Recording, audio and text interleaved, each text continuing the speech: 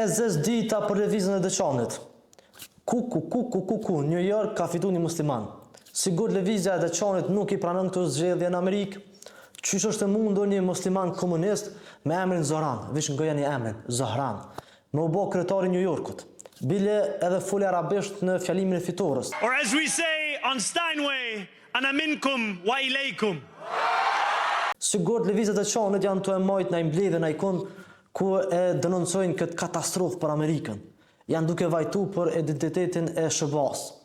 Nëse, për te satirës, mendoj që fitoria e Zoran Mamdanit ka disa mesazhe të rëndësishme. E para punës, më në fund, Partia Demokratike në SHBA po krijon një antipod të Trumpit.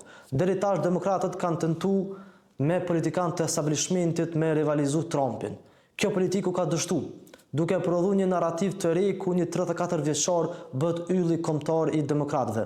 E dyta, SHBA në përgjithësi dhe New Yorku në veçanti është vend i mundësive, është tokë e premtuar. Mundesh me qenë musliman, emigrant, socialist, edhe në fund me fitu kundër rivalit që përkrahet nga oligarkët dhe presidenti Trump.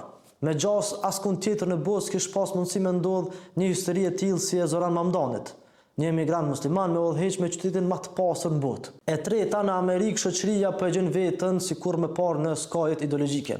Ndërsa republikanët sot përkufizohen nga e djathta ekstreme, tash demokratët kanë filluar me kthy kokën nga e majta radikale. Është shenjë polarizimit të skajshëm shoqëror e politik. Në fund, këtu ka një mesazh për njerëzit në Kosovë. Politika e llogorëve ku gjithçka përkufizohet nga moçali i partive të mëdha mundet me u çon një ditë. Siç shkroi edhe Hitler Buja, një gazetar mendimit e cilit unë e lexoj me vëmendje, qytetarëve të Kosovës që gati 30 vjet u imponohet ideja se demokracia ndodhet veç përbrenda vijave që përcaktohen nga partitë tona të lehta. Është lehtë me kriju një frymë të re. Krejt çka duhet është pak vullnet, kreativitet, karizëm e guxim politik. Ndoshta sot Kosovës si asnjëherë më parë i vjen një Zoran.